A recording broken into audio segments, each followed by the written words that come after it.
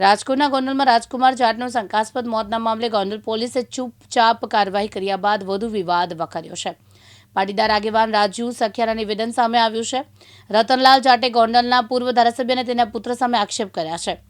પોલીસે ગુપચુપ રીતે જયરાજસિંહ જાડેજાના બંગલામાં હાજર અજાણ્યા શખ્સ સામે કેસ રજીસ્ટર કર્યો છે.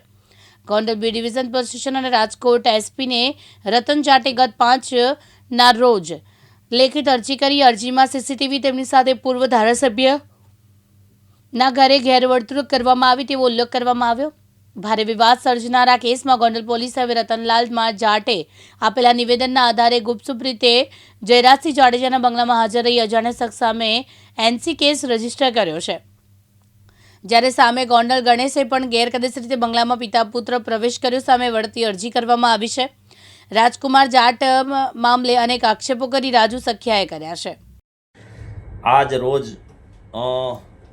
દૈનિક ન્યૂઝના માધ્યમથી જાણવા મળેલ છે કે રાજરતન લાલના જે પુત્રો છે રાજકુમાર જાટ, તેમના સાથે જે ગોંડલ જયરાજસિંહના ઘરે બનેલ બનાવના અંગે એક અજાણ્યા શખ્સો સામે ફરિયાદ દાખલ કરવાની યાદી બહાર પડેલી છે.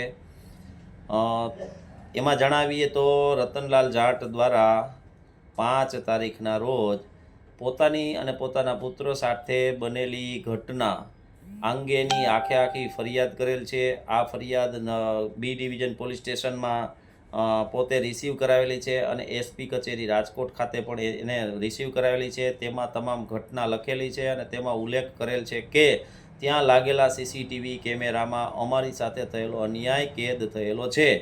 પરંતુ આ પોલીસે 19-20 દિવસ જેવી સમય દરમિયાન આ ફરિયાદ અંગે આજે આવો અજાણ્યા શખ્સો સામે ગુનો નોંધી અને તેની તપાસ જેતપુરને સોંપી અને વધુ લોકોની અંદર આશંકાઓ ઉત્પન્ન થાય તેવું એક પોતાની ફરજનું કાર્ય કરેલું છે એવું જણાઈ આવે છે.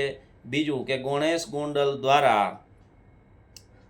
પણ એક અરજી આપવામાં આવેલી છે તેવી દૈનિક યાદી જણાવે છે કે અમારા ઘરની અંદર રાજકુમાર અને એમના પિતા રતનલાલ બંનેએ અપપ્રવેશ કરેલો છે. તો અપપ્રવેશ કરવાના જે બાબત આવે છે તેની બાબતમાં જણાવીએ તો કે ભાઈ સીસીટીવી તમે જે જાહેર કર્યા છે એની અંદર તમે ખુરચી આપીને બિહારો છો.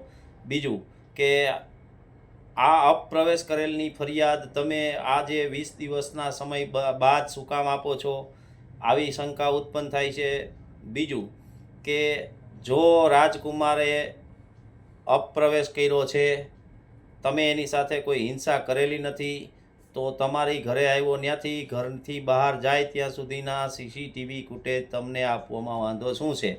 અને પોલીસે આ સીસીટીવી ફૂટેજ કબજે મેળવી અને જો ગુનો બનતો હોય તો ગુનો નોંધવો જોઈએ, ગુનો ન બનતો હોય તો આ બાબતે સ્પષ્ટ ક્લિયર કરવું જોઈએ. પોલીસે તાત્કાલિક ધોરણે આ સીસીટીવીમાં જો બનાવ બન્યો હોય તો આરોપીની ઓળખ કરી અને આરોપી સામે એફઆઈઆર દાખલ કરવી જોઈએ.